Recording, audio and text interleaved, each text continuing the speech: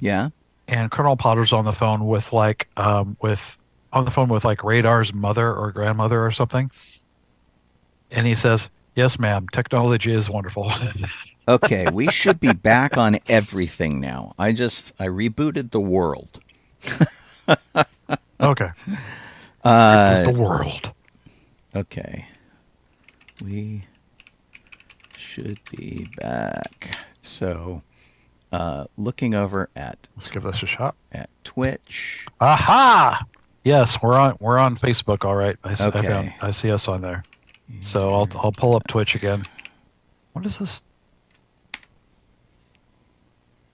What's going on with this? Wants me to join Okay, Twitch. fine. Like, really? Oops. Yeah, it's something with the encoder, I think, was going weird There we go. over on Restream. So, Yeah. all right, the Lady A reports we're Okay, back so now, on Twitch. there we go. All right. Okay, now I fixed that one. Okay. So All this right. one, And that I means be we able to should be go. back on Facebook. There we go. We're back on. Yay! I'll pull up the YouTube one and go there, and we can go to that. Okay. I'll have that one up too. Goodness gracious, man. Just dumb. Just dumb. There we go. Facebook still. We're all good here. Oh, there's How are you? Facebook. Yay! All right. I'm going to delete this other dumb thing. Delete. Post. Permanently. Delete. Okay. Okay, we're back on Facebook. What's this thing doing? Okay. So, Yep. yeah, reload my Yeah. page. Let me see. Yeah. Reload. So basically, the moral of the story is doing any kind of automotive work while it's raining is not a fun experience. So, Well, and at least as was the easy top load. Yeah. Well, and so my battery died the other day. And my battery's in my trunk. I have jump starter connections in the front of the car by the engine, which never really seem to work very well. And I can't find a battery box, a jumper box, that's powerful enough to start my car. And I don't know why that is. It's a V6, and I've had problems with these things in the past as V6s. And so I used 2 battery boxes to get it to work, which was crazy. And but I have a thing, so I need an oil change, and it's a thing I can do myself, but I don't have a rack, and doing my particular car seems to be difficult than any of the other cars that I've had. So Colleen's like, well, just take it in and just get an oil change done. And I'm like, okay. But I didn't want to do it in the rain because I think it's really rude to ask a guy to work on my car when it's sopping wet and to sit under there and do that kind of stuff. So it's raining. So I put off my oil change for a few days. I've got another 200 miles before I hit the 10,000 mile mark. And my particular car says if you're using synthetic oil, you can go 10,000 miles between oil changes. So that's what I do. And yeah, it's just it's crazy. So, but I don't want a guy to work on my car when it's sopping wet. And he has to get under there and drain the oil and change the filter and to get dripped on. Rude. Yeah, I know. It's a bit much.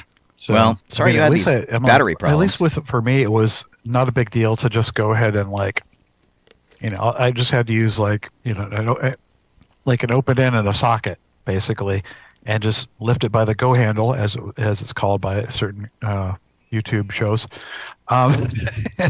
Just lift up on the handle, pull it out. So that was nice, and throw another one in there. But it's heavy. I can't remember. I had it in the cart or something, and Rose is like, "Hey, let me get that." I'm like, "Okay." Yeah. So no, never mind. I'm like, yeah, they're heavy. Batteries are always really heavy, and I will admit to using them. School kind. Yeah. I used to have a second battery in a box that I used to use for events and things, and I would use it as a weight to flatten stuff and to do whatever. Because they're nuts. Don is replacing the battery on the 51 Studebaker. And he's going with an 8-volt battery instead of a 6-volt battery to just get a little extra power. He hasn't got the car to start yet. Yeah. And same over here. I got to get the car to start over here and see what's going on. We're sort of like neck and neck trying to get things to work on these these cars. Jeez. But I understand. Yeah, changing the battery's a drag. Ugh. Yeah. I usually do a lot of the work I can on my car. I haven't bothered doing oil changes on my car recently because they switched how the filter is. Mm-hmm. It's a different kind of thing. Most cars, like on the planet that are gas, the oil filter is literally just a little can down there. You just unscrew, Right. toss it, screw a new one on. Not with the RAV4. No. You have to apparently you take it off and then you have to switch out the filter in it somehow. That is how mine it goes back is. on. I haven't figured it out yet. Yeah, that's how mine is. You take off the canister, you pull out the old filter, you put a new filter in it, and you screw it back on. Which is exactly difficult than I thought. I think it's just a cost-cutting measure on behalf of the company. Yeah. And which I guess, and from a waste, I've yet to do it. From a waste standpoint, I appreciate it because you're not throwing away this big chunk of metal now. But yeah, it's just kind of like weird. But mine is exactly the same way. It looks the filter part of it looks very much like the filter in my shop vac. It's just this thing with ribbed paper. Exactly. Just looks like a coffee filter. Right. Yeah. And like I'm glad with the RAV4 it's fairly easy. The batteries are right there. You said yours is in your trunk. Mine is in my trunk, which is kind of easy to get to if there's nothing in my trunk. But they don't know me very well. I have so much crap in my trunk. Yeah. Yeah. And apparently, like I was saying, Rosella's battery in her car is like under the engine or something. Uh-huh. You have to have a special tool to get in there to do anything with it. It's like, you kidding me? Really? My problem is just why is this a pain in the ass? My problem is that if the battery goes, it's hard to get into the car. My key, my key fob does have an actual key in it. It's got like this little thing that sort of hides in the key fob. But it's exactly. That's not convenient to make it work, and to get into the trunk is just complicated. And then because I have modified my car with these Star Wars things, I have blocked the keyhole to my truck. Like, I think the Studebaker has like a thing that's like an oil bath or something. It's a weird. It should be a different situation, right? An oil bath, because it doesn't have a filter on the Studebaker. I think it's it's something called an oil bath or something. I can't remember what it's called. I could be wrong unless that means having to do with the air filter, but I can't remember which is which on those things. It does have, because I've always the oldest car I ever had was a '60s model car, so had a regular filter. It does have an oil filter, which is supposed to like drop in. I see a bunch of them. What's really funny is that from 1939 to 1956, the Studebaker Champion 6-cylinder oil filter is the same for like 20 years. Wow. That's kind of crazy. Oh, see, they come with one. Okay, so he hasn't said more, but it didn't come with one. Yeah, the oil bath. That's right. It's the air filter. So it just didn't have one on the car, Don? Like it was just missing, or it doesn't have an oil filter, period. That was C-3PO keeps stealing them. Good grief. This oil bath is going to feel so good. It's like, where's our oil bath?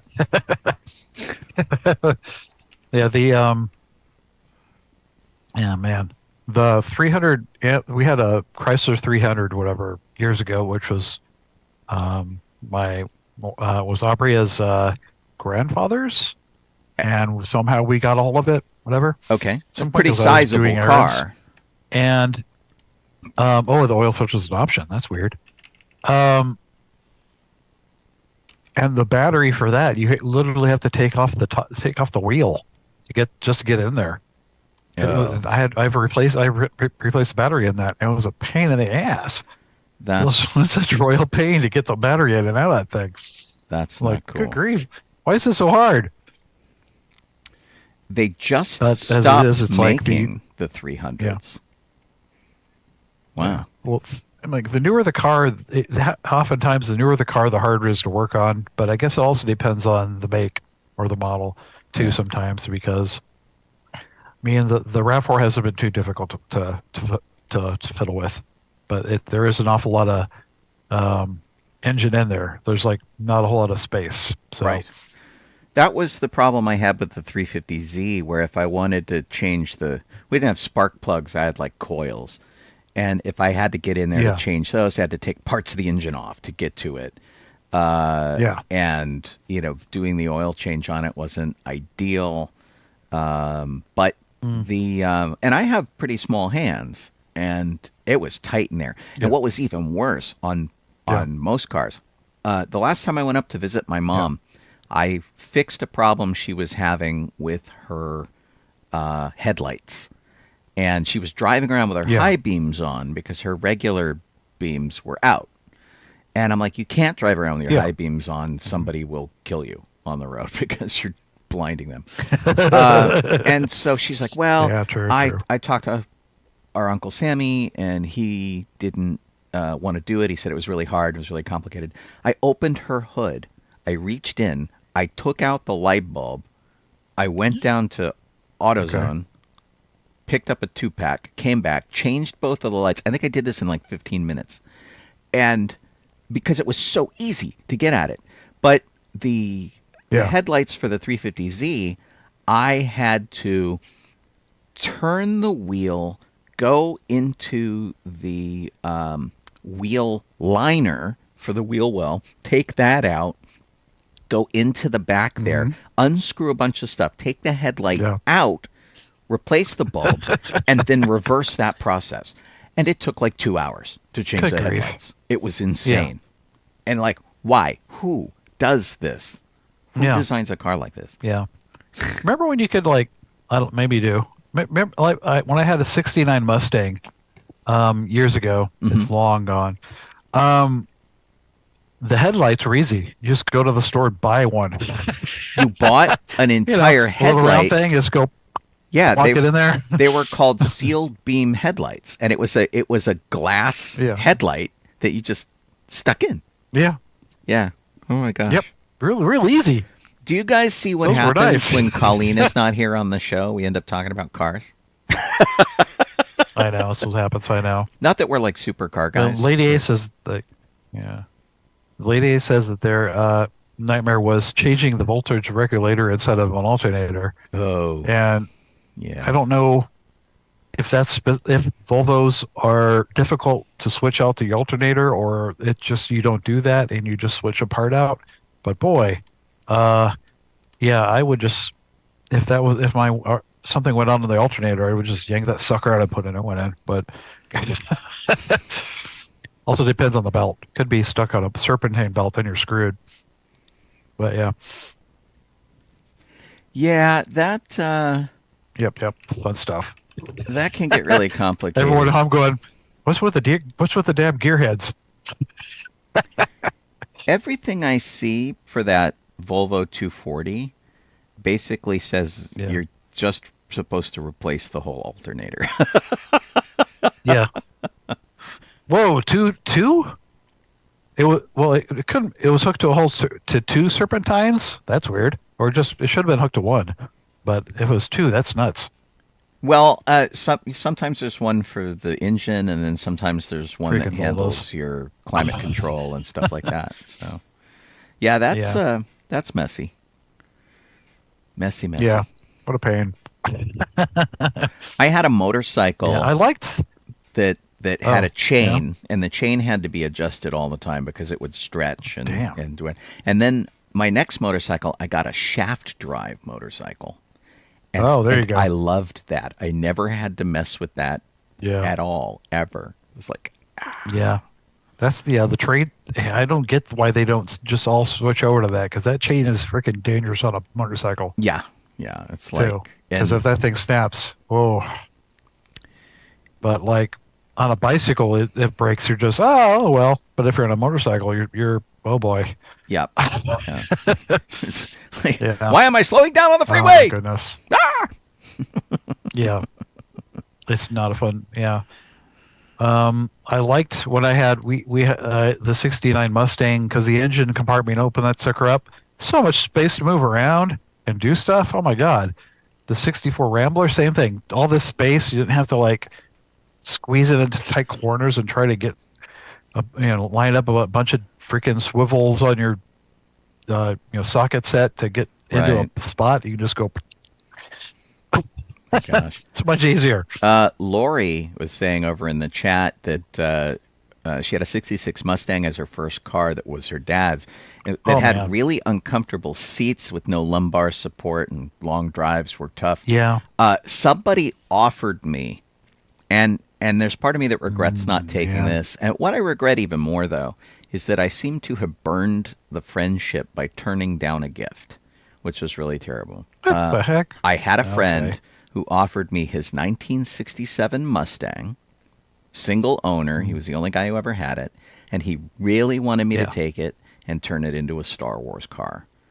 And Yeah. I know like 67 is not a particularly great year for Mustangs. It's not like, 65 and a half or anything like that. Yeah. I just felt bad about doing it, and it sort of burned the friendship. We completely lost touch because he was an older guy, and really nice. And his wife had passed away. We loved his wife; she was terrific. And yeah, I feel it was one of those things. It taught me the lesson of if even if I don't really have a use for something, even if it's not something I really need, if somebody like offers me something, that I should take it regardless, just so that I don't blow up that friendship. Yeah. Unless it's something that I can point to someone else and go, this other person would need it more. And actually, what happened was the car was given to another guy who really needed a car, and whatnot, and it was fine. But I should have just taken it. But that was when I rode in his car, and I agree with Lori. The seats were like pretty awful. Yeah. Yeah. I mean, I like I like Aubrey's car, but yeah, whenever I drive it, my back hurts. And it's not an old car. It's like a 2015 Mazda, so Right. but boy, it hurts my back. Well, and I don't know drive if you remember, and I did this with the Honda, and I did this with the Nissan. I've replaced the seats in both with better seats, and the Honda, I replaced the seats with the Honda S2000, which were more adjustable and comfortable, and the 350Z, I replaced them with 370Z seats, which were better. I went out and I bought used seats, just because. Yeah, I remember you switching seats. Yeah. Yeah, and it was a definite improvement in both cases, where it's like, okay, these are just so much more comfortable. Why didn't they just do this to start? Oh yeah. It just boggles the mind sometimes, Jeez. There's David and Laura. If I didn't say hi already. Yeah. Ugh. David is watching the wrong stream. And so says he's been there since the beginning, and there's nothing. So In the beginning, there was radio. Let's see here. Yeah, it's I don't know. It's I don't know. I can't say it's a guy thing for cars because I know a lot of people that love cars and have to deal with it. And a friend of mine that I worked with at the publishing place where I was let go, as it were. But she left long before I did, moved out to like Vegas and has whatever Twitch, whatever, or Insta, yada blah blah. She's like doing all internet personality stuff, but all about cars. I mean, like just loves driving these mostly I think it's mostly imports, but yeah. loves driving these cars and stuff and having fun. So,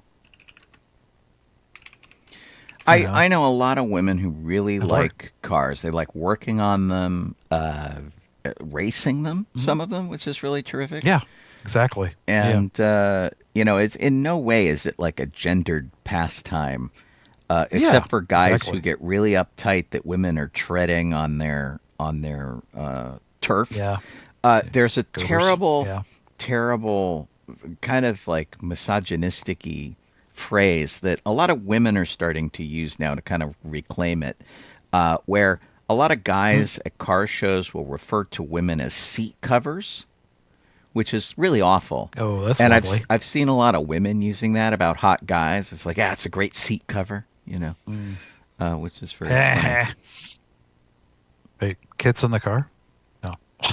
Right. I thought, Oh oh, man. I thought Kit was gonna start singing here in my Well, I mean, car. kind of is, but not Right. really. So it's a parody. Exactly. Um, yeah, I know. The first hour, half hour of the show is us talking about cars. But I mean, that's what we've been doing forever anyway. I mean, Yeah. we've been Well, converting vehicles for a while, and you and I both I'm have. fairly new to it. So, Yeah, you you and I know, have Star Wars cars. So we have art cars, which are yeah, different than like show yeah, cars.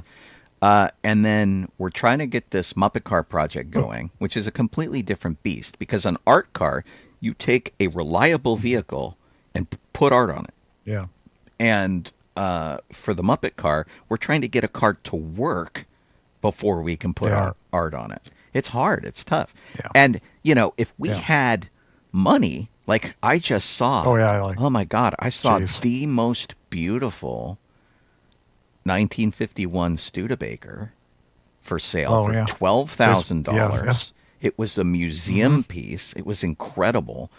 And, Was that the one that was it was the yellow like sort of one. a beigeish, Yeah, it was yellowy like color, a whatever? cream Yeah, yeah, yellow, like a banana yeah. yellow. And I saw that. it was absolutely gorgeous. And, we would need $12,000 or 10,000. I could probably Yeah, I talk the know. guy down a little Geez. bit. Yeah, yeah, and it's and we don't have the ability. We just not having the ability to gain a ton of people to sign up to the Kickstarters as I don't know, people that are Yeah. like pay for my taco, whatever, whatever Right. the heck it Well, is. and Start up, part of it is that things are tough, right? But for the length of the time Yeah, that we've wanted to do this project, things have been tough. And I'm just like getting over it. I'm yeah, like things are tough everywhere. We just have to ask because in reality hmm the project we want to do is designed to offset the fact that things are tough. Like, being able to go and do the yeah, charity stuff yeah, is a diversion exactly. from how tough things are. But, Yep. we just got to get there and it's crazy. And part of my thing like I've been looking for work of any sort to try to sort of offset the cost of all the charity stuff and that kind of thing, have money to put towards the car, make things nice here at home with Colleen and I. And Yeah, looking for a job just sucks. it does. Yeah. Pardon me. I mean, it took me a little while till I got, back in with Disney after, the place I left, but Yeah. And I got have it. applied to Disney and I'm not getting any traction. So Mm, I'm old, yeah. I'm bearded. Strike three. I mean, I just, I was able to get in there and, well, I used the link that they gave me and I sent it in and they eventually contacted me for just a regular job in the park. Yeah. That wasn't specialized, but yeah. All right. Let's see So, here. What yeah. do we got going on? You want to do Star Wars? Itchy, itchy. Well, I guess so. Sure, why not? Excuse me. Okay. Well, oh, let me drink some there. Star Wars history. We have February. What now? Star Wars history. Oh, yep. February 28th, 1932. That's when Don, I want to say his name was Franks. Franks. Yeah. I could be wrong. Yeah, was born. Um, and he was the voice of Boba Fett in the holiday special.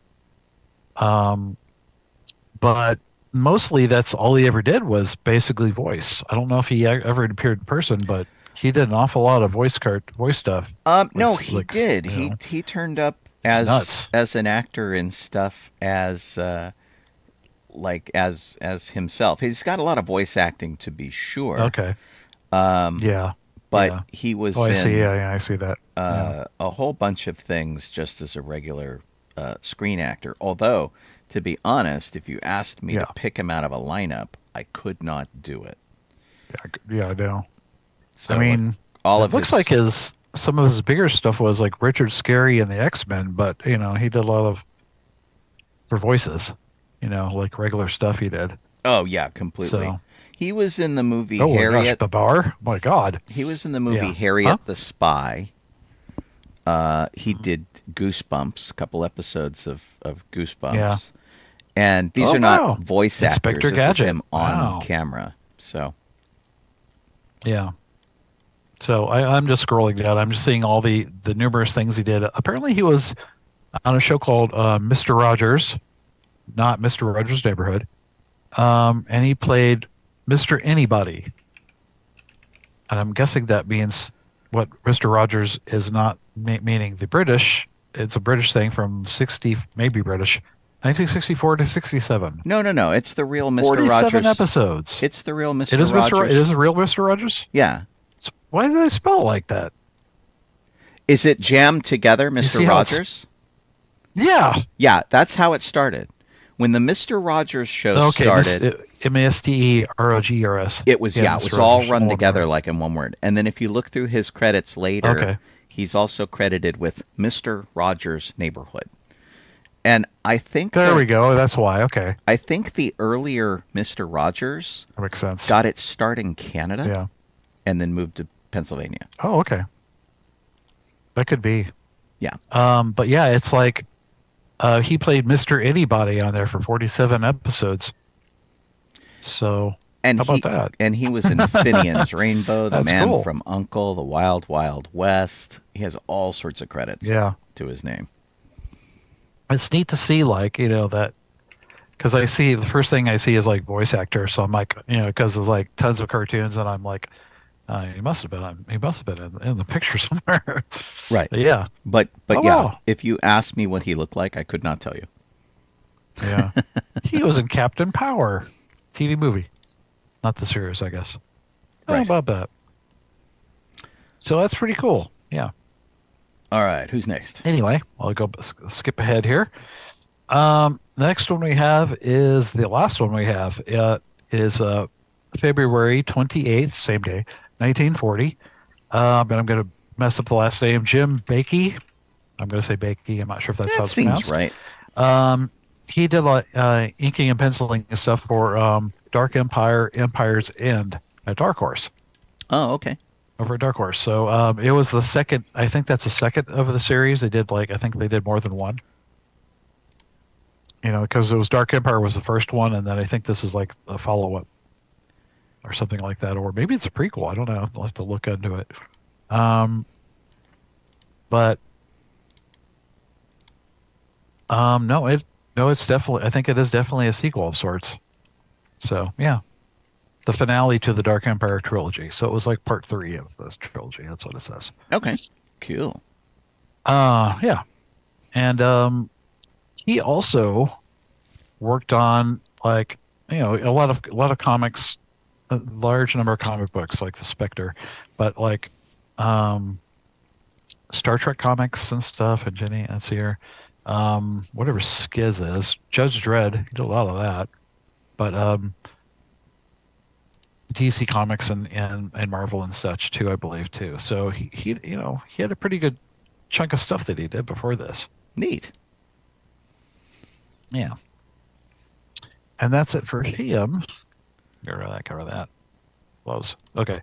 And then we're back up to the regular history stuff where February 28th, it's that day again, 1999, is when X-Wing Alliance was released.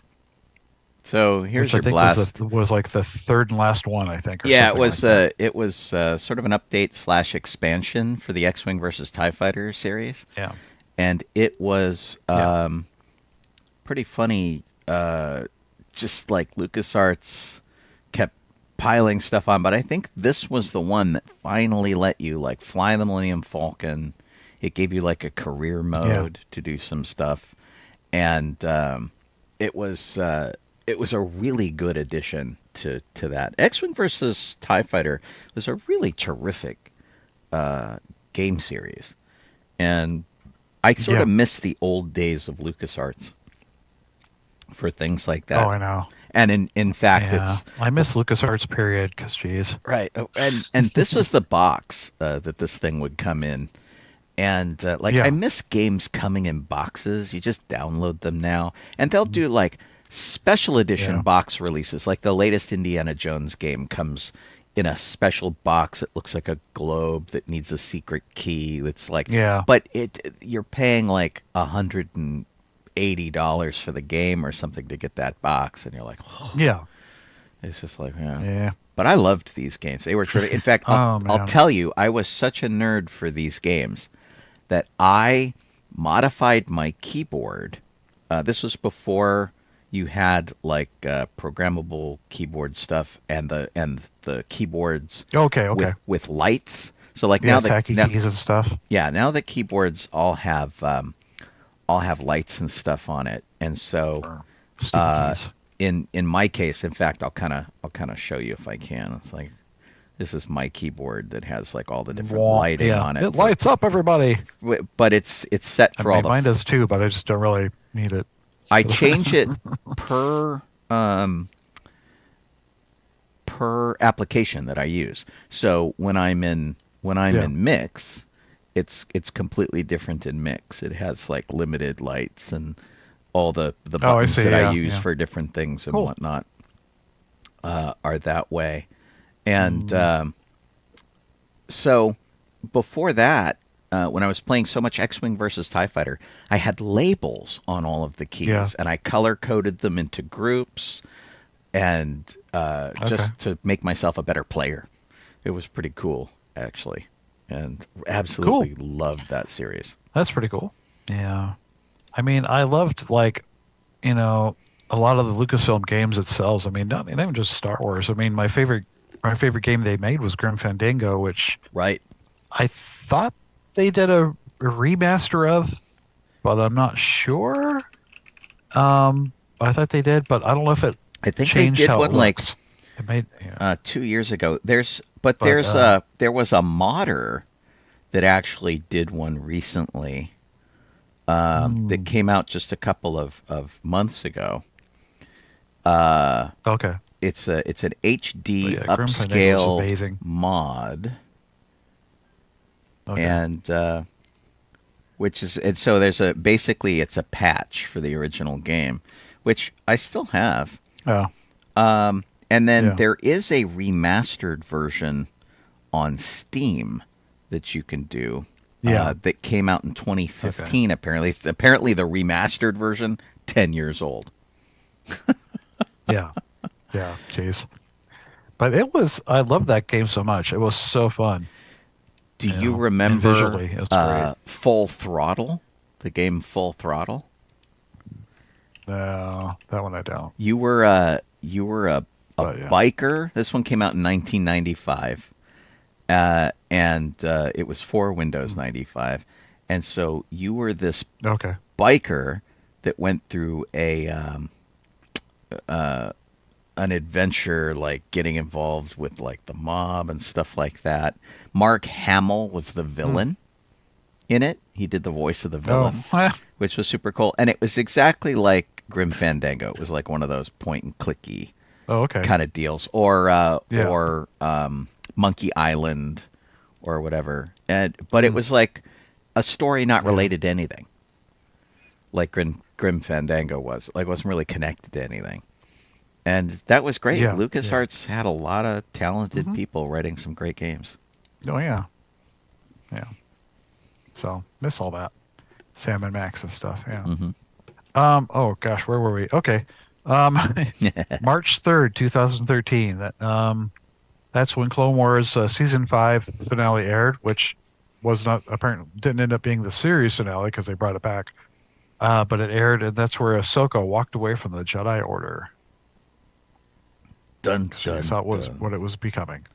Yeah. And now she's a fashion line that says, I am no Jedi. Exactly. And killed the Witch King. Wait, that's a different movie. And then she came back in Rebels. March 5th. Yeah. March 5th, 2018. Rebels series finale ended as well. That was aired, I mean, but ended as well. 2018. All right. That's probably my favorite. I'd say that's my favorite animated thing that they've done for Star Wars. Rebels? It's been Rebels. Yeah, me That too. was a really good show. So much better than Clone Wars. And then we have regular news. Before the regular news, Lori was talking about her keyboard. She set it to red. If you spend a lot of time in the dark playing games and working on your computer, if you set your keyboard to red, it does. Your eyes don't have to adjust as quickly, and so like I went up to an event in Big Bear, which is a very mountainous area, and there was a telescope star party up there, and my friend who was getting an award up there, he's like, bring your lightsabers. And I'm like, I can't bring the lightsabers because everyone will go blind. And he's like, okay, well, just bring the red ones. And I'm like, okay. So we brought the red ones, and those were fine because it didn't screw up people's eyes, and they could go back to looking at their telescope. So we were having these big lightsaber battles, but we could only use the red ones. Mm-hmm. And keeping your keyboard red is a pretty good idea. I did in the astronomy courses I took. We went out to a telescope in Anza-Borrego, and they like at a certain point when you get to a certain road, you have to turn off your headlights and just have your running lights on, and somehow navigate the rest of the way so that it would be light pollution. So you could have the red lights on, which really didn't help very much, but no, a little bit. And then they're like, and bring a flashlight and just put these the red reflector, the red turn signal repair tape over the lens, so that it would be red instead of white. So yeah, and which makes sense, especially like if you go to like a dark. Sometimes aren't dark rooms sometimes red lights. Yes. Like if you're in a dark room, because it doesn't like affect the film, something like that. Yeah, you can do film development with red lights and not screw it up. While we're talking about red stuff, Red 2 just chimed in. Tom Piedmont, who does I see that. Road Squadron, is watching over on YouTube, and so he had the Red 2 car, Star Wars car, which he is retired, and now he is making a Naboo starfighter out of a Nissan 350Z. Pretty cool stuff. There you go. So, I got to see his progress. That'll be interesting. About a week ago, which was looking pretty good. Hi, Tom. Oh, okay. Cool. Awesome. I've seen you in a while, Tom. So, season 4 of Mandalorian. Yep. Oh, boy. Well, I'm surprised that they're going ahead with it because, of course, we've got the Mando and Grogu movie that are coming. And but Jon Favreau says he's written the series. Yeah. So it's like written, but they're making a movie? So, okay. Yeah, so he says this. Weird. He says, we have to know where we are going to tell a fully formed story. So we had mapped it out, Dave Filoni and I, and then slowly you just write each episode. So I was writing it during post-production because all of it has to feel like a continuation and one full story. And he says that they have other projects that they're working on and how they have to account for those in it and whatnot. And so not this coming May, but the following May is when the Mandalorian Grogu movie comes out. So who knows how that's going to affect this. Yeah. I mean, and they do have the other shows like Ahsoka.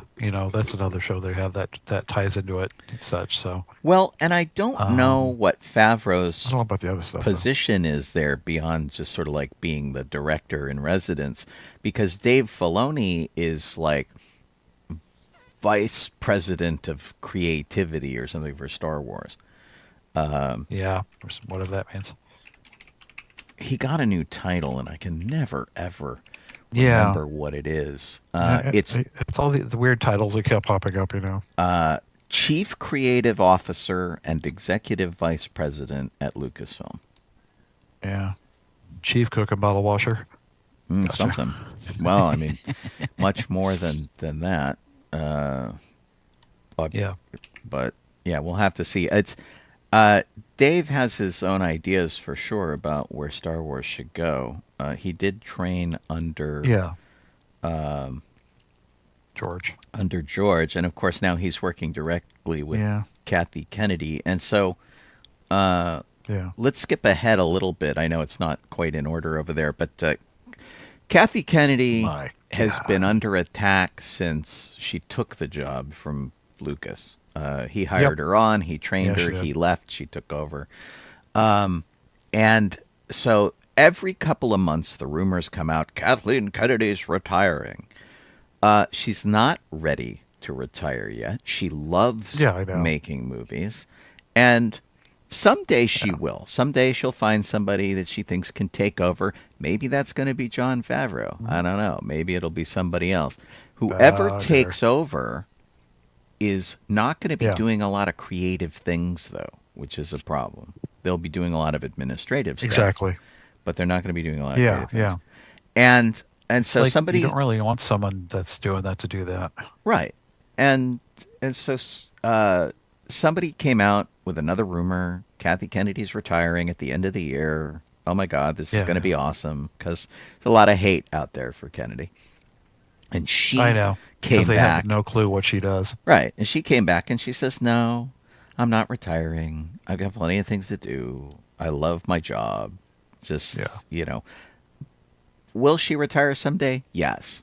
Will all of the people who are Oh mad at yeah. her do a little dance? Yeah, probably. And they'll think they're the Yeah, reason who she knows? retired. They're like, "Oh yeah, we goaded Yeah. her into it," which Yeah. is a bummer.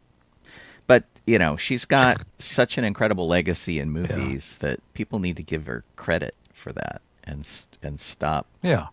bagging on her. She says this. This is a direct Yeah, for quote. sure. She says, "The truth is, and I want to just say out loud and clear, I am not retiring. I will never retire from movies.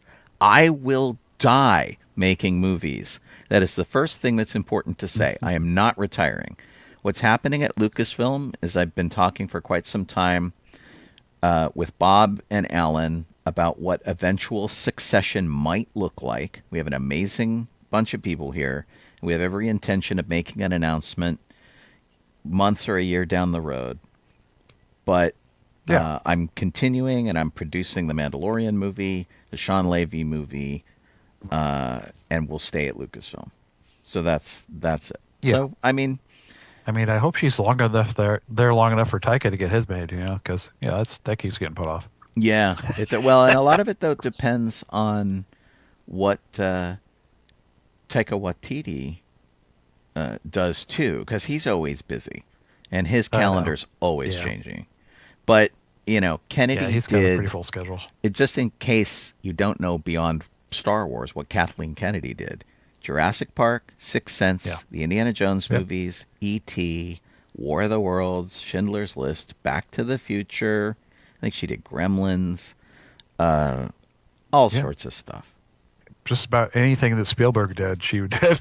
Right. Pretty Well, and much. she founded, along with her husband Frank Marshall, was Spielberg, Kennedy, and Frank Marshall founded the Amblin Company. So if you know Spielberg's Amblin Yeah. Company, they started it. So Yeah. yeah, people need to lighten up. Like, they need to, figure it out. They're, oh, she's ready. I'm like, she has nothing to do with it creatively. Really. Because, I mean, maybe Yeah. a little bit. I guess she has like this, maybe a say in something, but not really. You know. Well, I mean, if a movie's not going the way they think it You should, know. she has the ability to step in, and like she did with Solo, where we like Lord and Yeah. Miller. They've done really terrific movies. We like the Lego movie and stuff like that. Their output's great. Hmm. But whatever they were doing on the Solo movie, the actors were really uptight because the script kept changing. They kept doing Yeah. lots and lots and lots of takes. And it was like the actors came back and said, we don't think, because they love Lord and Miller too. They thought they were great guys. They're like, we don't think that these guys who usually make smaller movies are ready for a big movie like this. And they were very Mm. relieved when Kathy Kennedy stepped in after watching the dailies and went, I don't know where this is going. She called Mm. Ron Howard. Ron Howard came in. He did a bunch of reshoots and tweaked the movie and continued on where Lord and Miller Yeah. left off. And it was like it wasn't anything personal against Lord and Miller. Their version of Solo just didn't match what they thought Solo should Mm. be, and it kept evolving. It kept changing, which was Yeah. driving the actors nuts. So we got what we got from a little bit of them, Yeah. a lot more of Ron Howard. That said, I'd be interested in seeing what Lord and Miller had in mind, and Oh, totally. if somebody Yeah. took all that footage and made something out of it, I would watch it. Yeah. But I liked the Solo movie. I Totally. thought it was Yeah. fun. Yeah. So It's like the Hobbit movie that Guillermo del Toro was doing before he got, kind of taken out of it. right. I want to see what that was going to turn out to be because totally different. Well, and the thing that was funny is that the Guillermo del Toro version of that movie was considered to be a much smaller movie. Yeah, it's going to be like one or two movies at the most. At Yeah. most two, but yeah. Let me jump in here real quick. We had some Yeah. technical difficulties earlier, so my timing is a bit off. But at our sort Yeah. of top of the hour, you were listening to sci-fi.radio. If you're hearing us by audio, that's the URL, sci-fi.radio. You can go over there for nerd news and Yeah. trailers and videos of the day and all sorts of fun stuff. That's the station headed up by Gene Turnbow and Susan Fox, where we have been broadcasting this show for quite a long time. If you are watching us, if you can finally see our smiling faces after all the weird technical issues we had, Yeah. then you're watching us on Facebook or YouTube or on Twitch. Any of those are perfectly acceptable. Thank you for joining us over there. There's a way to like or subscribe or do anything like that. We would be honored if you would consider that for us. And beyond that, hopefully we're done with our weird technical issues. I'm Sean Obi-Shawn Crosby. This is Joe Donoho. And we are grateful for you hanging out with us tonight. So Yeah. thanks for doing that. Okay. Yes, sirree. What about Simon Kinberg? Let's see. Yeah. It's supposed to continue. It's supposed to take place after, obviously, which no duh, takes place after, sometime after, Episode 9. Rise of Skywalker. Yeah. So, yeah, or yeah. So that it doesn't really tell you what. It's like, it just says he's working on it, and Well, I think it was he actually in probably the doesn't interview know. that you pulled up. There's probably a little more about it there, but it's not really saying like what it's about. Okay. Still. So we're not getting like a good definite, even a vague idea. It's like, well, it's going to take place in this time period, sort of.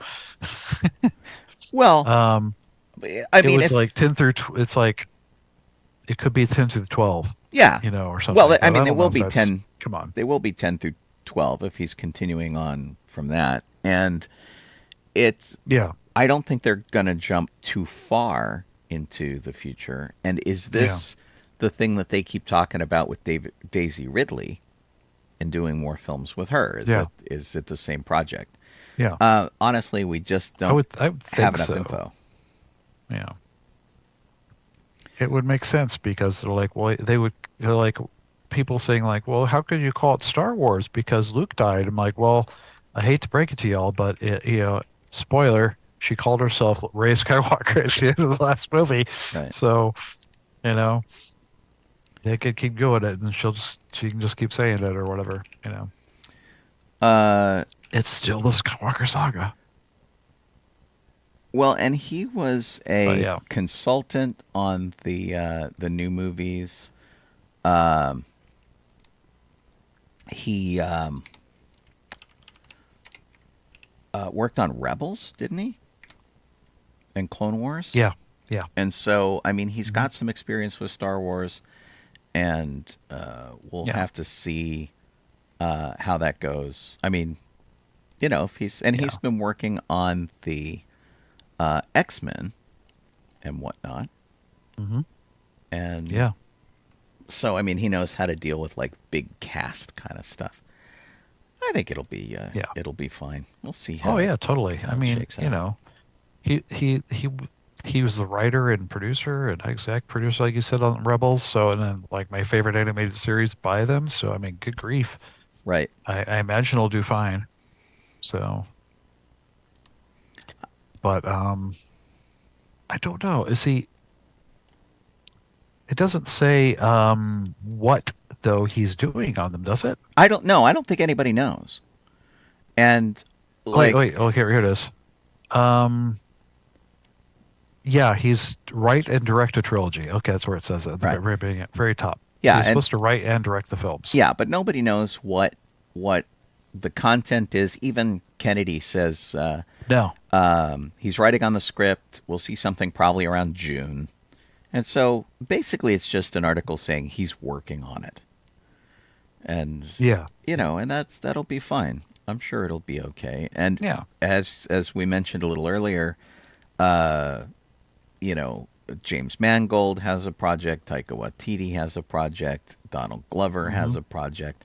Whether they Yeah. happen or not, who Yeah. knows? But you know, there's Yeah. And plus, we also have a project that people like keep forgetting about that I think is still a go. Um, and that's Ryan Johnson. right. I don't think he has been canceled. They have dropped that either. Yeah, I don't think so either. But Ryan's busy.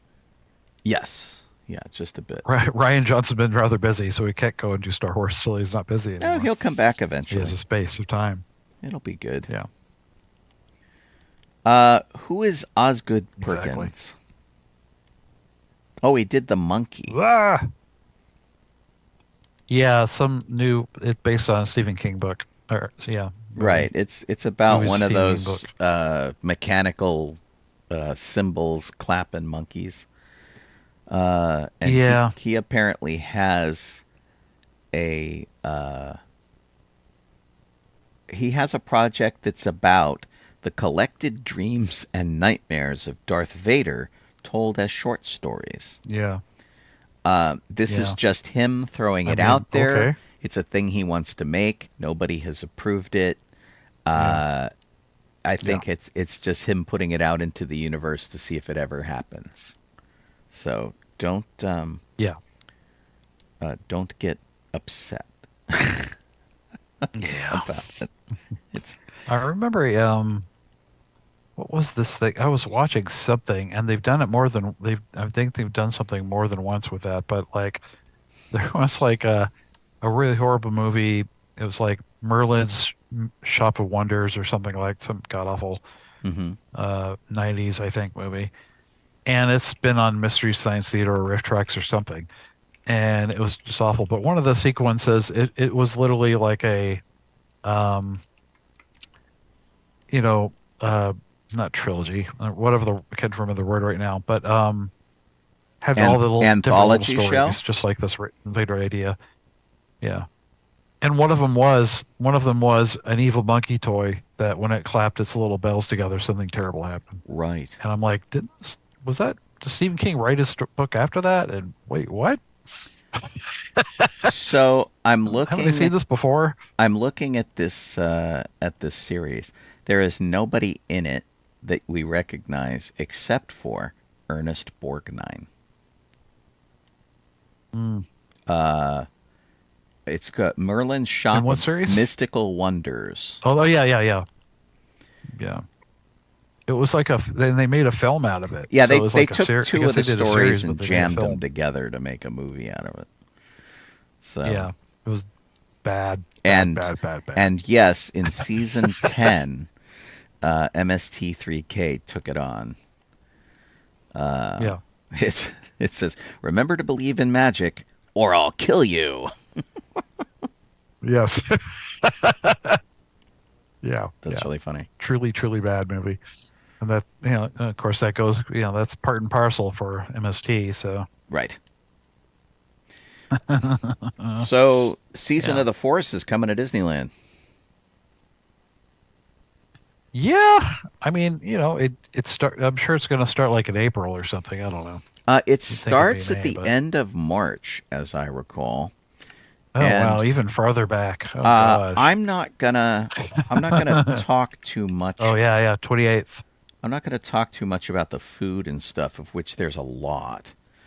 Um, Yeah, what yeah. I do want to talk about are some of the little collectible tchotchke things. I feel like we talked about some of these things, like the churros that are coming and the pretzels and things.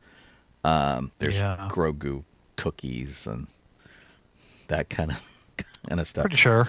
I mean, we go for that a lot anyway. Yeah.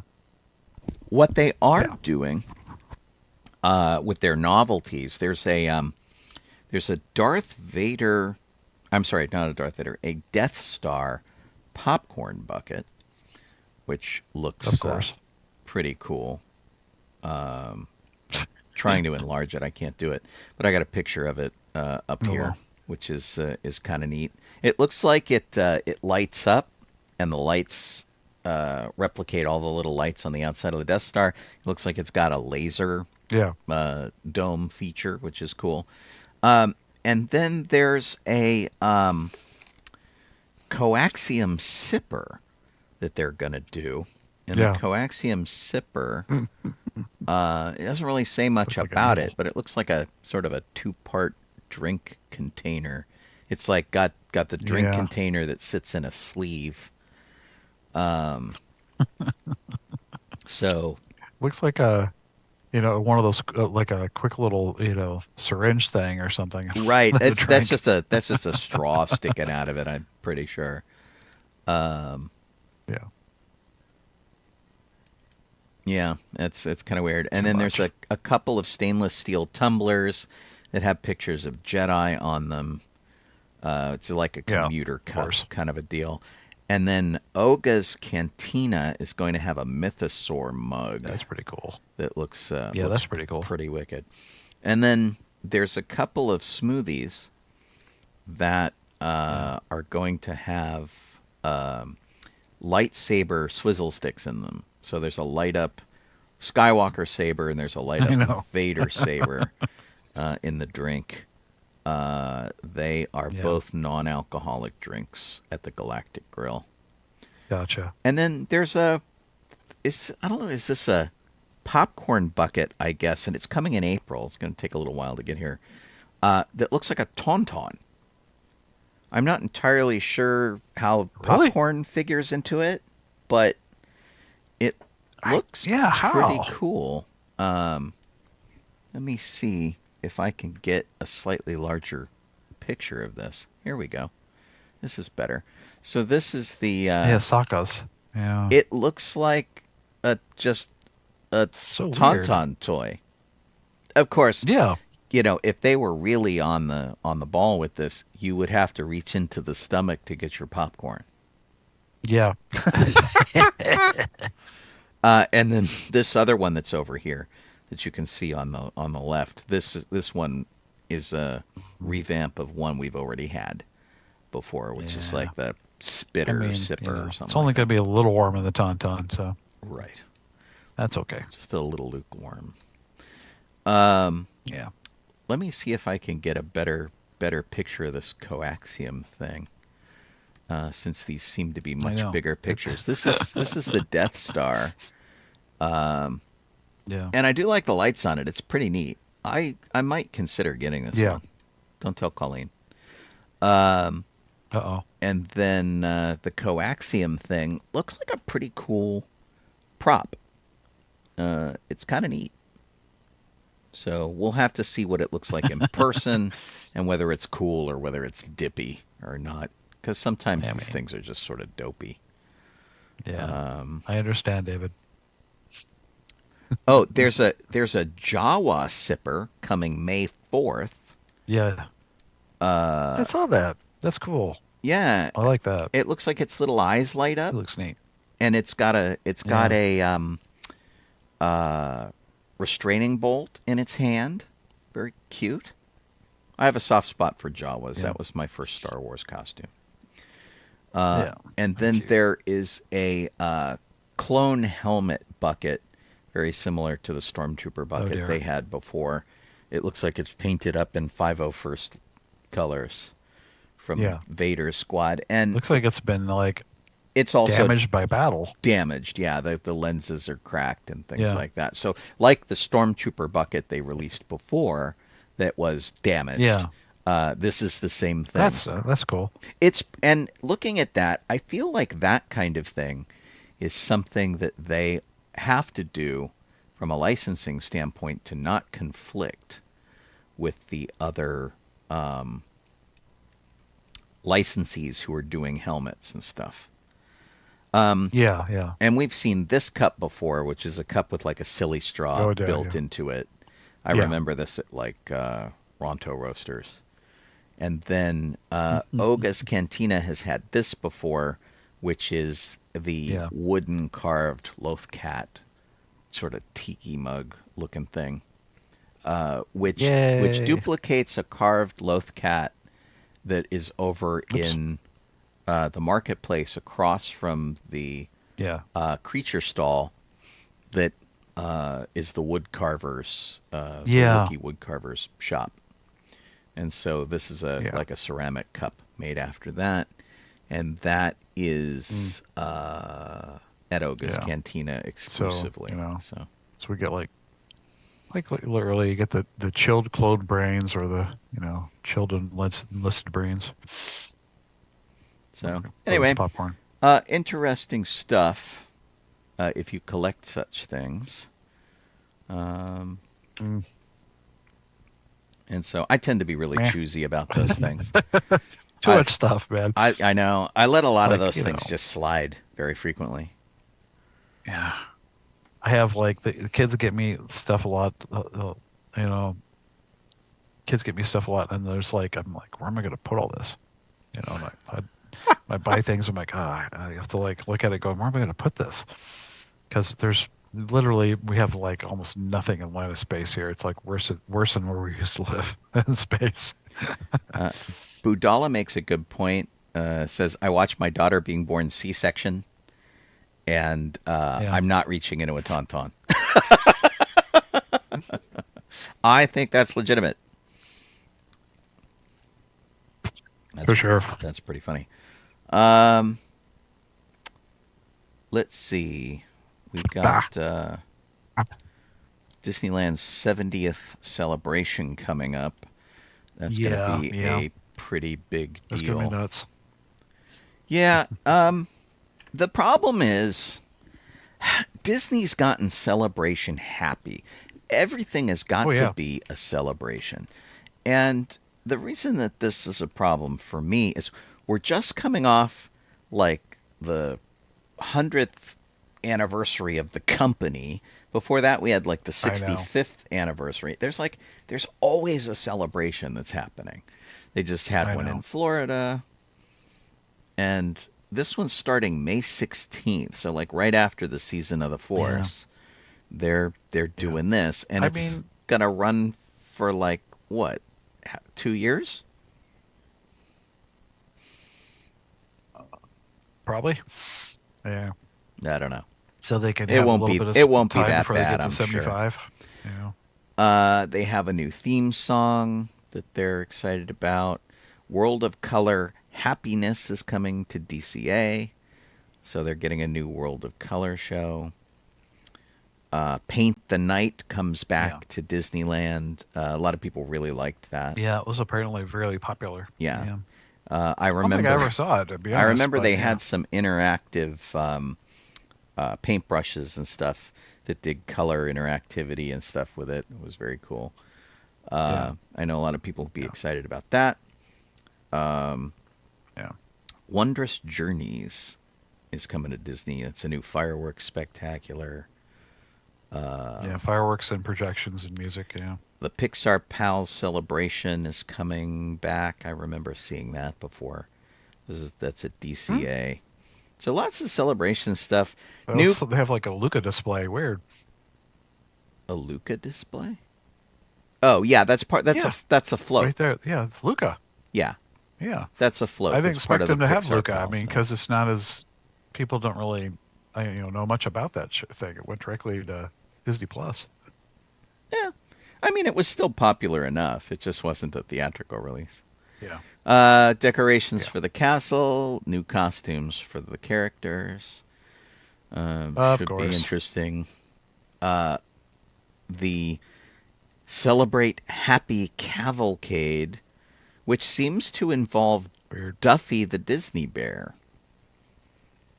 which Yeah. is interesting. We don't What see about that? Duffy in the parks out here, really. So it's Duffy and Shelley May, Um, who is the female Duffy. who's the? Is it like? I can't tell from the picture because it's so tiny. Let me zoom in. But there's a character in front of the float. Is that like Brer Bar or something? No, no, no. Brer Bear or That's something? I that's can't really Duffy. make it out. That's the Duffy character that I'm No, no, talking about. Here, I'll zoom. no, I'll no, no. zoom in for you. Right in front of the float. Oh, Oh, right. okay, that's who it is. It's like Chip. Yeah, he's like Chip and Dale It are in was front of so the far float. away. It's small. I'm like, what is that? Yeah. And it's weird. The people driving looks like Kevin Hart's riding one of the trikes. Right, the bicycles. They are very strange. I'm not Yeah. quite sure what they're doing. And honestly, and maybe this is the case, I don't know. It looks like a lot of these crowds people are filled in with AI. Yeah, It's like could be. we need a It's crowd. really Let's- bizarre. Yeah, it's really strange. And some of the scale looks kind of off. Like Goofy Yeah. looks about the same size as Chip and Dale, and that probably shouldn't be. Yeah. But I I don't mean, know. look at the people in the crowd. Some people have giant heads and some don't. Yeah, It's just really I weird. think they filled in their crowd with AI, which is the way things are going now. It's I a expect. possibility. So, um,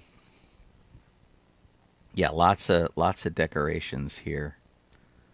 Yeah. For sure. It'll be interesting. Yeah. And then they're doing stuff Don't know in what that is. Disney, downtown Disney. So Yeah. yeah, it'll be okay. I'm still sort of celebrated out from from the last one, the 100th anniversary. So Yeah. we'll have to see. I understand.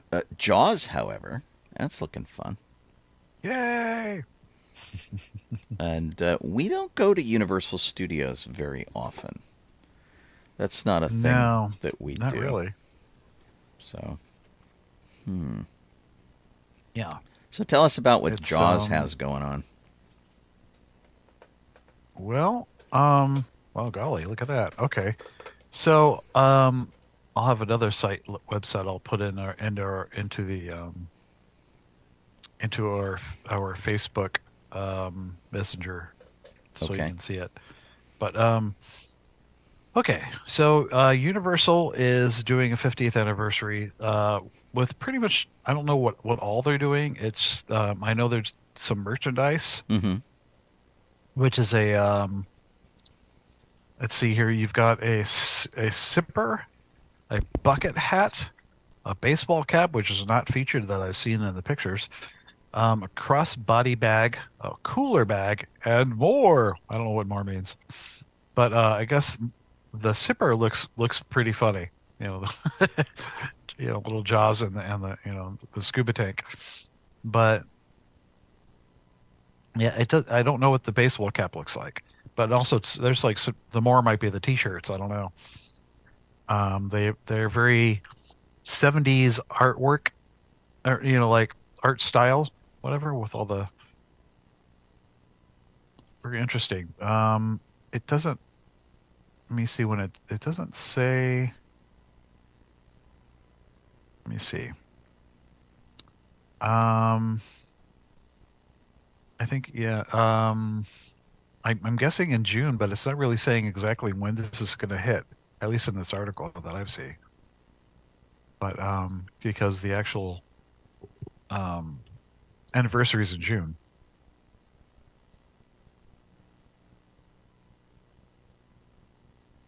Yeah. But yeah, there's nothing there. God, right, bastards. Okay, but in any case, yeah, I mean, I like the sipper mostly the sipper most of all. The Not zipper's not the really rest of that cute. stuff, but The crossbody bag is pretty cute. Um, yeah, and let's see, you gave an alternative link to that. Let me see if I can get my yeah, and I have another one too after that. I But get my messenger working. there's one that's like the Jaws 50, and it's mostly shirts, the horror merch, a Yeah. different site. But they do have like a Jaws that ate a rubber ducky, so that's cute. And then they have rubber duck versions, and we've seen this already. Rubber duck versions um of Hooper and Brody uh and then my brain froze. But yeah, Quint? yeah, Flint, yeah, yeah. Are these the But yeah, toy and things? Oh no, this is I see. Okay, hold on a second. the horror one. Sorry, did I go to the wrong one for you? Uh yeah, I got it. Hold on. I'm having trouble with the messenger getting it to Yeah, I work. figured. So here's But like a yeah, it's lot like of the horror shirts. merch. That's the only two things I found. But yeah, like a 50th anniversary kind of stuff that you can I get. have seen this Mostly rubber shirts. ducky before, Yeah, which is fun. I Um, can't remember. We saw it somewhere, and they wanted a crap load of money yeah, for it. I'm way like, too why is this so much. much money? Way too much And then money. you look on here, it's not that high. So it's like really It's cheaper here. $24 for the 3 pack of the Yeah, characters, which is Hooper, Quint, and Brody.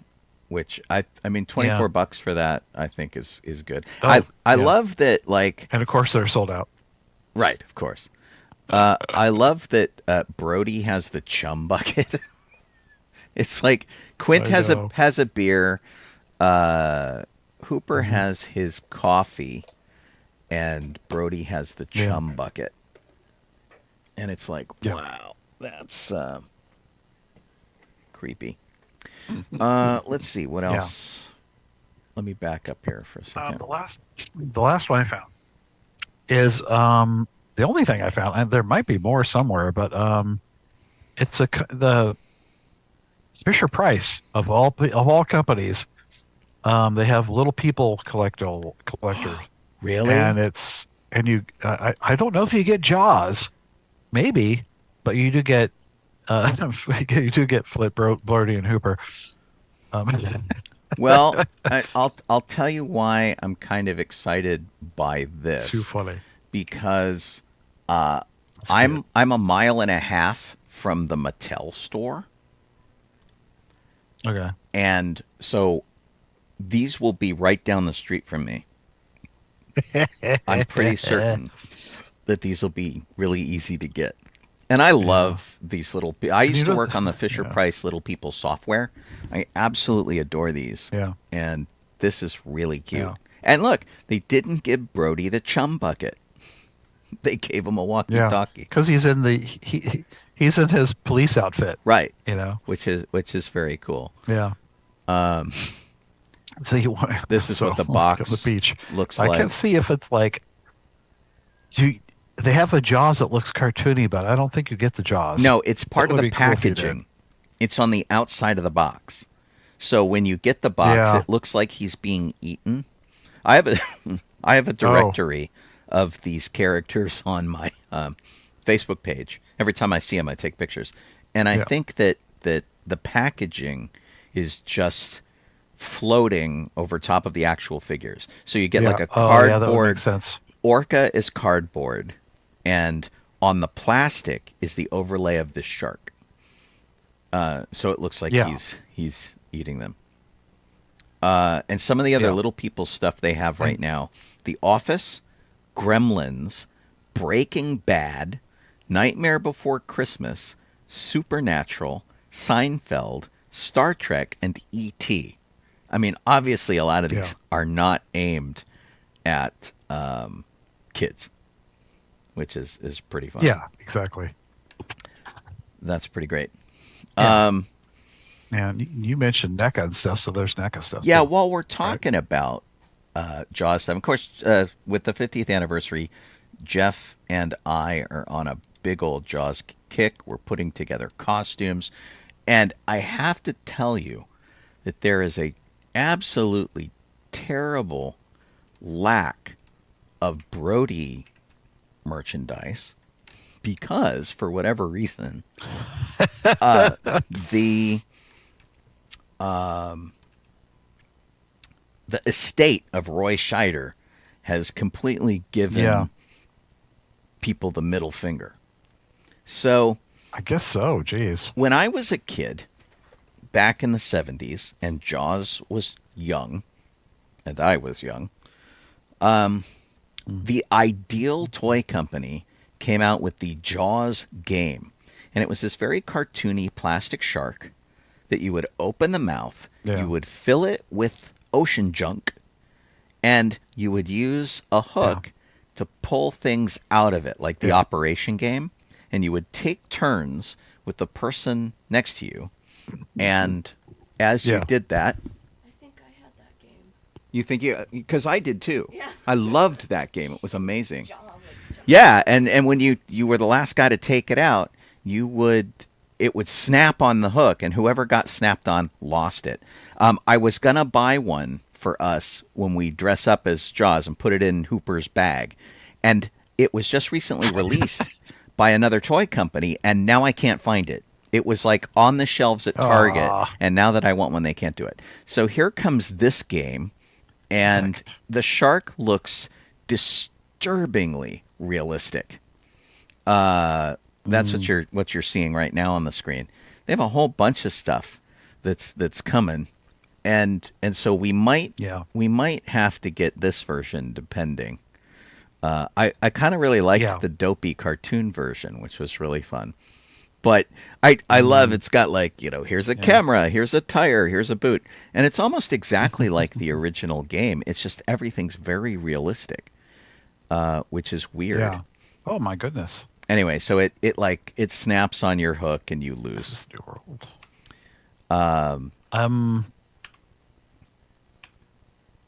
I don't know if this is new or old, but there is an action figure for Brody, Brody, but I think it's old.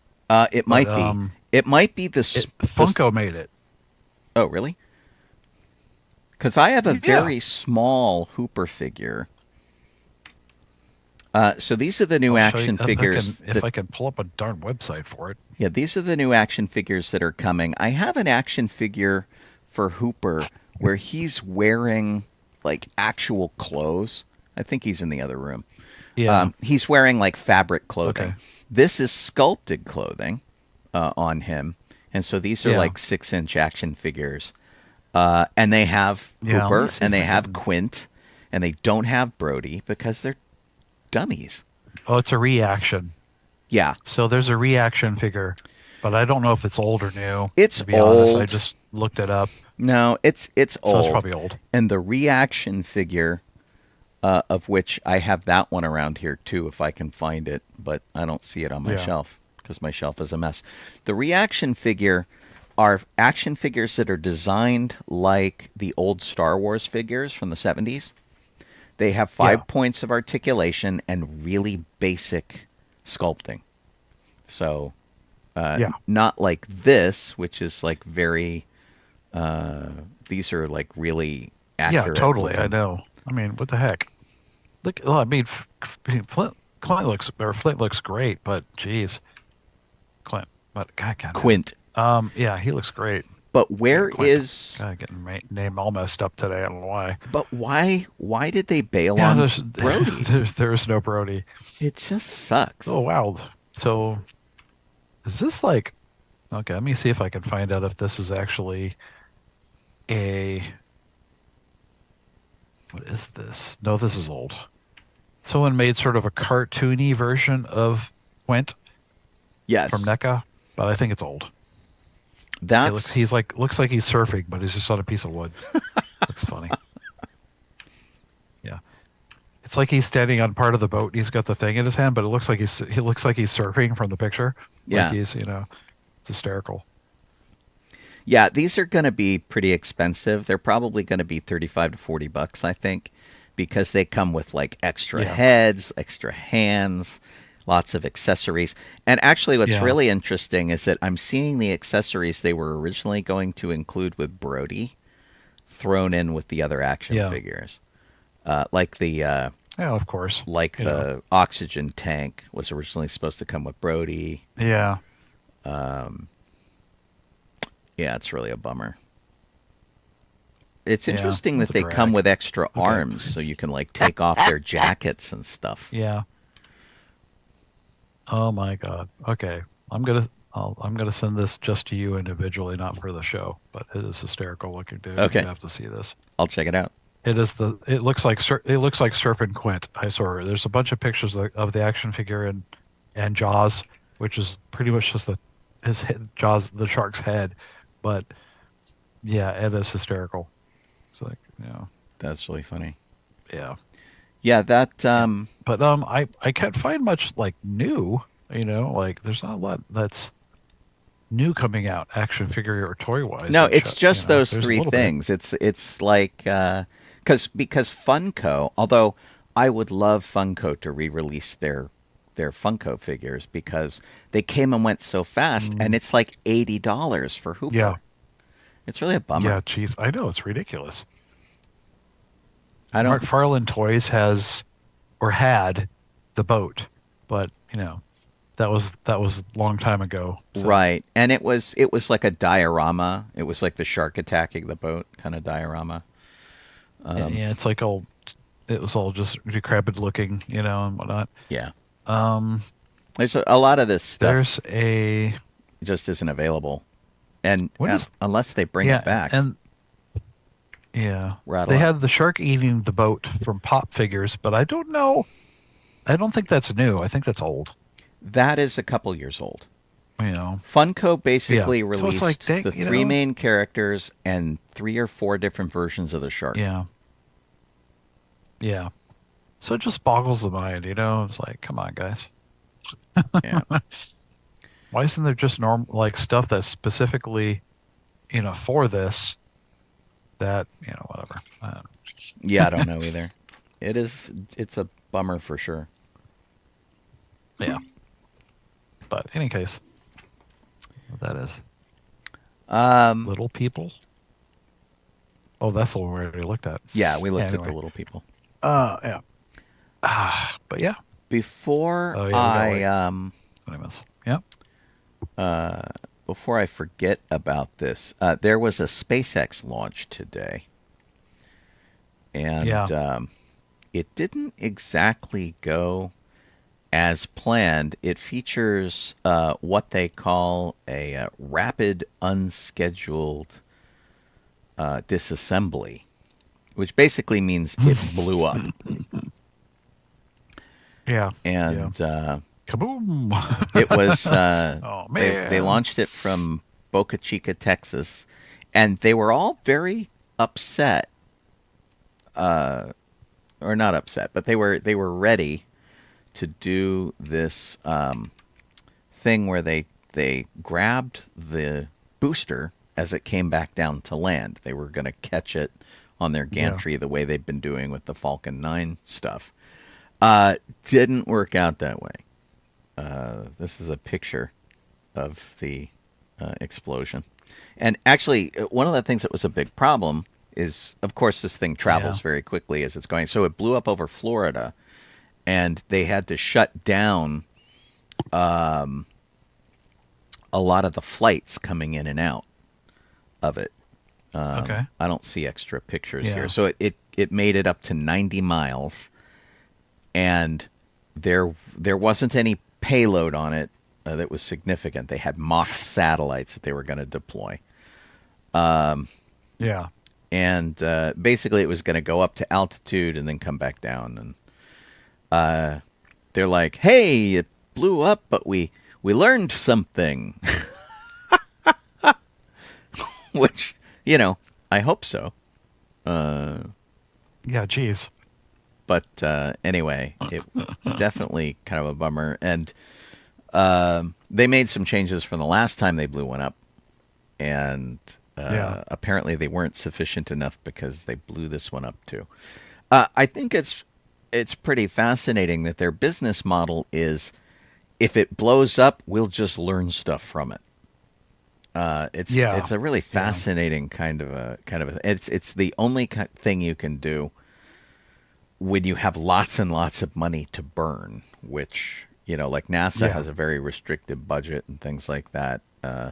In fact, they're fighting about that right now because Elon Musk wants to be the only guy in the space game. So they're talking about deorbiting the International Space Station several years early. Yeah. Which would leave China as the only country in space, which is How about that, huh? kind of fascinating. Yeah. So, and of course, Firefly, which I think some friends of mine worked on, just had a landing on the moon.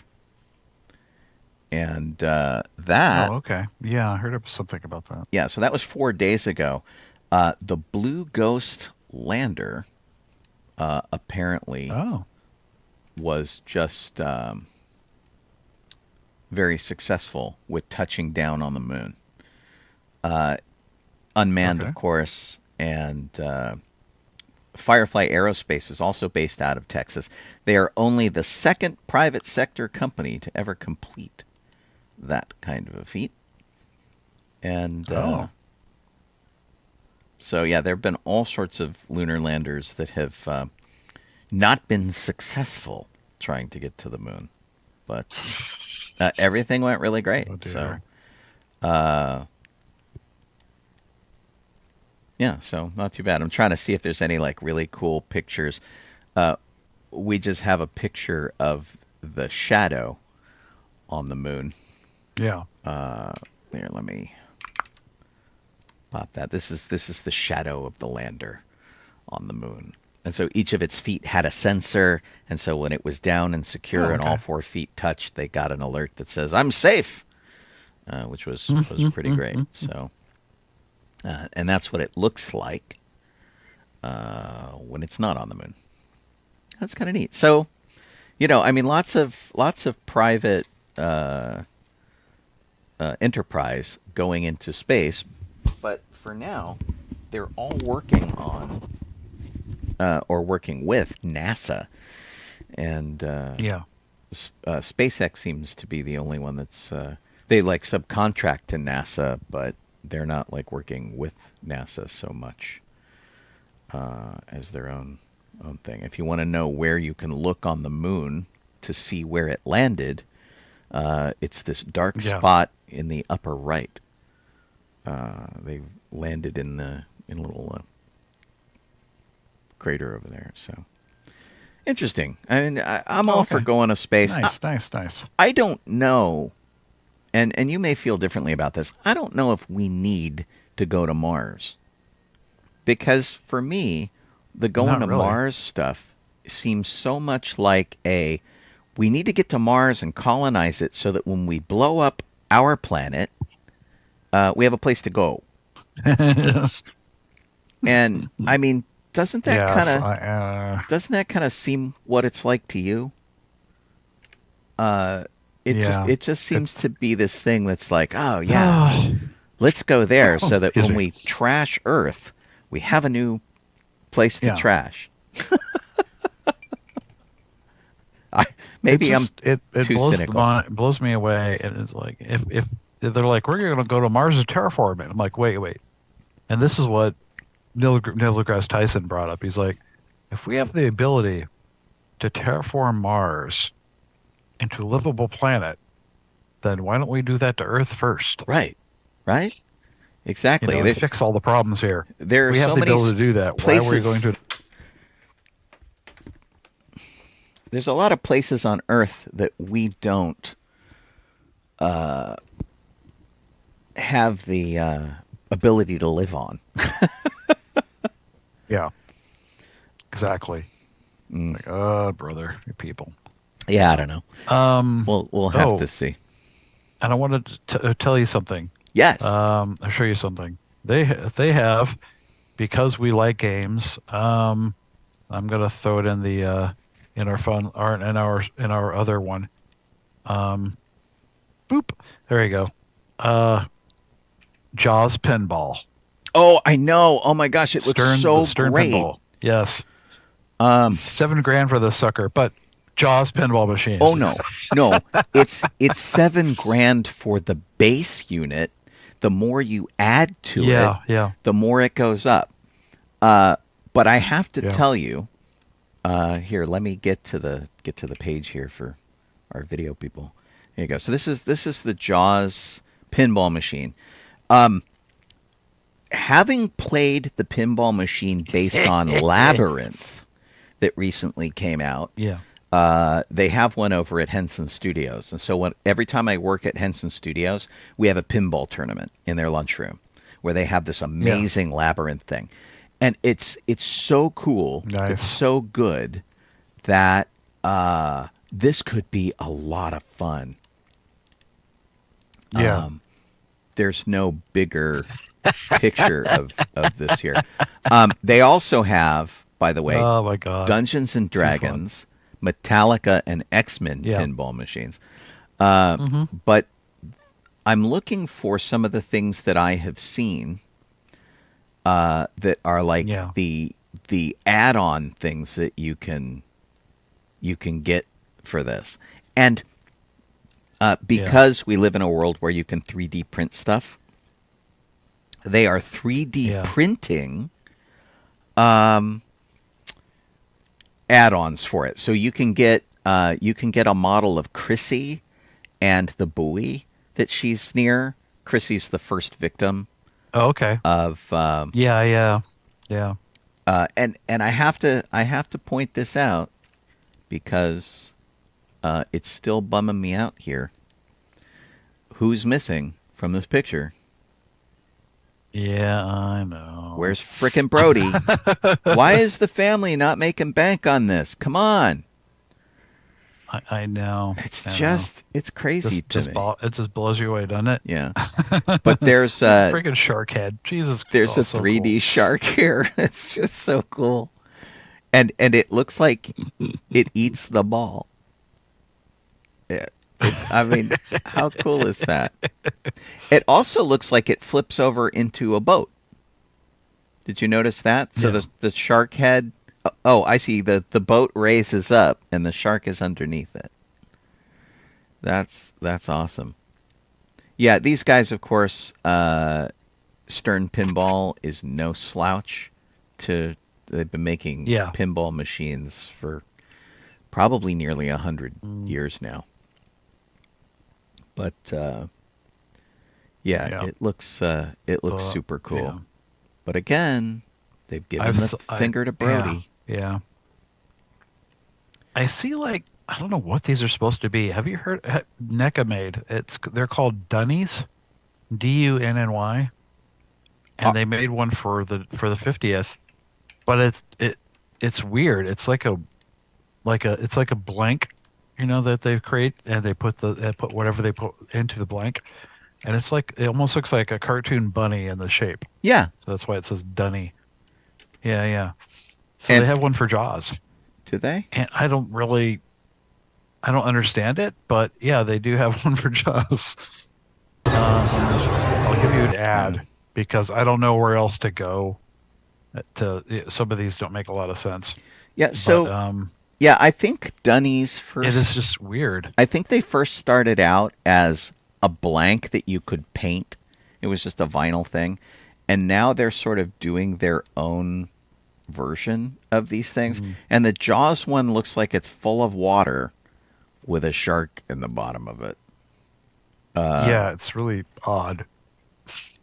But it's like I'm just finding the actual stuff that you can actually, that actually is 50th anniversary Right. stuff. Okay. I found an article that has a list. I have found So, a version of It is this. interesting.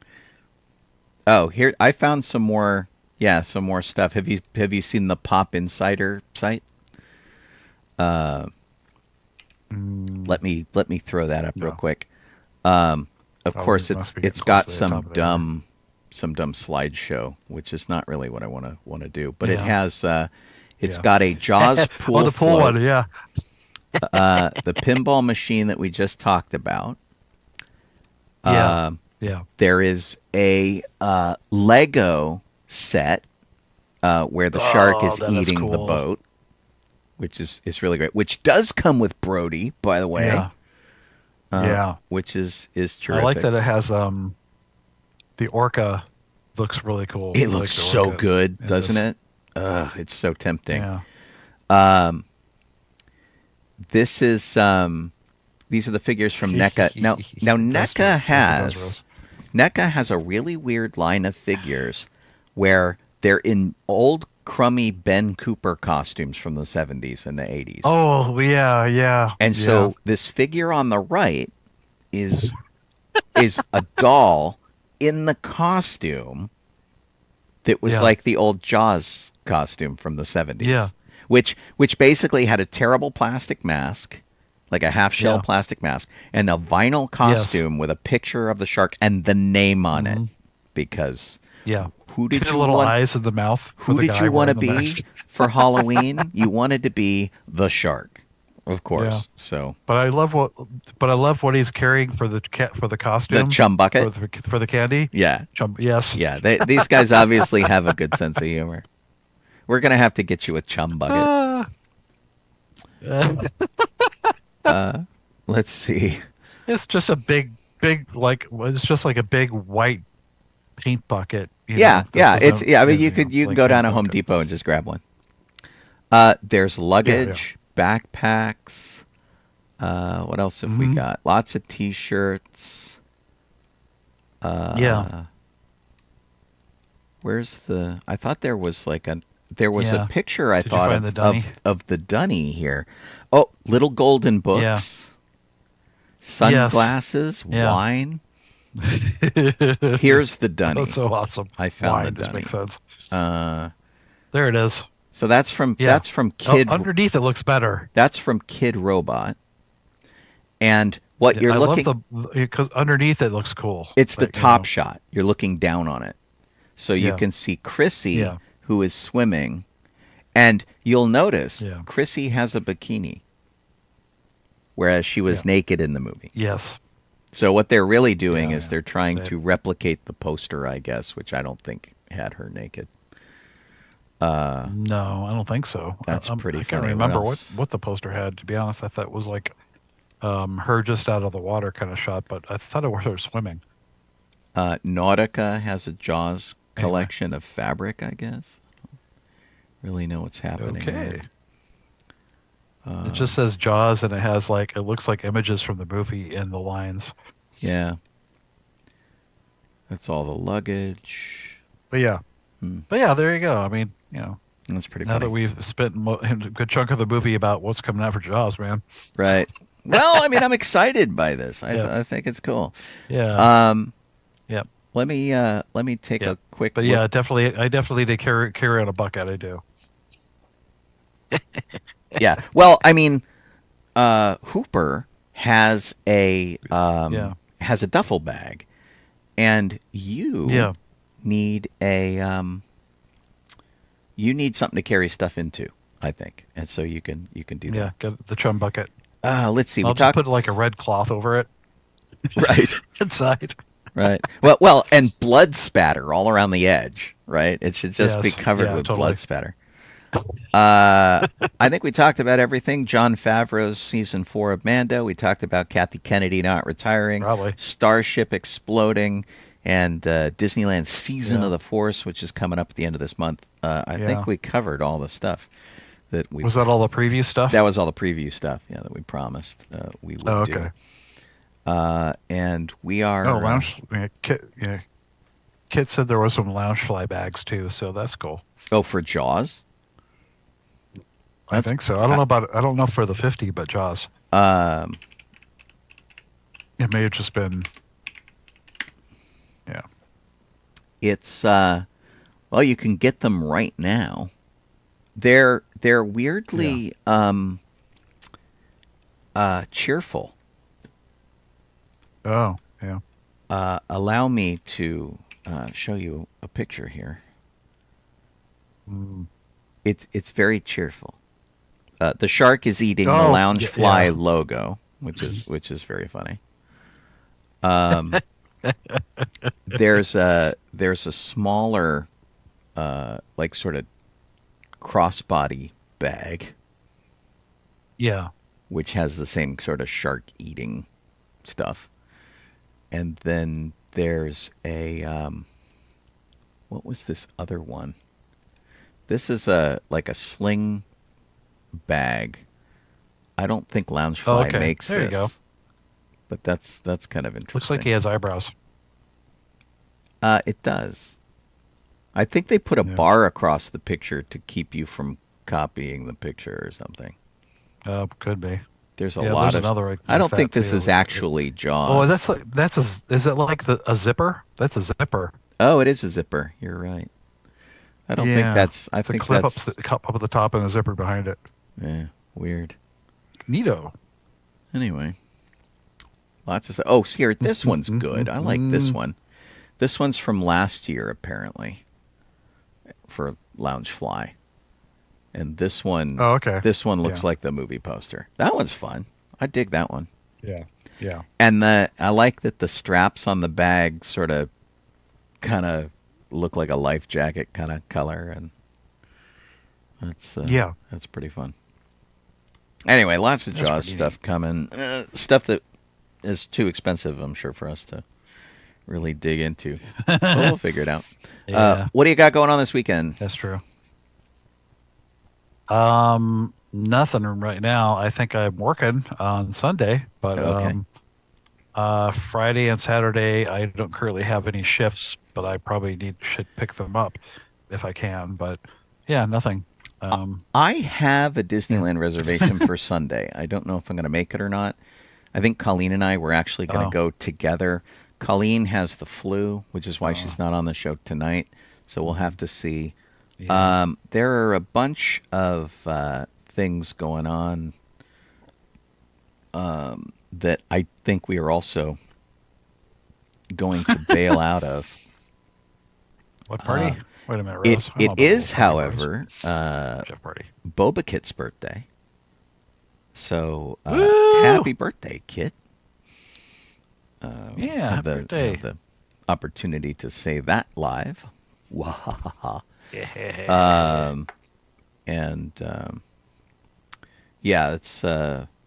there was a lecture we were going to go to at the Fashion Institute in downtown that I think we're bailing out of because I'm still having an asthma attack, which just got aggravated by my trip to Disneyland yesterday. And Colleen sounds like she's coughing up a lung. She's poor Colleen. Eek. Not doing so well. That's no fun. Nope. It really, being sick just blows. Oh well. So you've been listening to Sci-Fi Radio, which is our radio side of things. And we're always grateful when you go check them out, consider their Patreon, look at the news stories, all that. We have stories written by humans for humans. And we haven't given in to the AI thing yet, which I think is a good thing. The longer we can put that off, the better. If you're watching us, despite our technical difficulties at the start, you could be watching us on YouTube or Twitch or Facebook. If you made the leap from our big internet crash to continue watching the show, you guys are superstars. Thank you so much for doing it. Boba-Kit does our Facebook page for DB94, and she does our control document, keeps us on the straight and narrow here. For the most part, Jeff and I alone go off onto some interesting tangents all the time. But we're doing that. For example. And happy birthday, Kit. I hope your birthday tomorrow is terrific. Yeah, and, happy birthday. Other than that, we will be back again next week to do it all again. I'm on the air tomorrow for Good Morning Tatooine. That's at 9 a.m. Pacific time at 12 p.m. Eastern time. So check me out then. We're doing music history and people's birthdays and goofing off and stuff like that. Jeff sends me a birthday list and pick and choose and do some fun stuff from that. It was Cyrano de Bergerac's birthday today, and I walked in on Colleen, who was watching the Waltons, and the episode of the Waltons was using the whole Cyrano plot of somebody writing letters on someone else's behalf, and that whole, it was very funny. And I'm like, well, that's perfect timing. Nice. Sometimes it works out that way. Very strange. Anyway, thanks for tuning in. Glad to have your company. Be good people and all. Good night, everybody. All right, and for the video folks, let's throw up some credits for you. See ya later.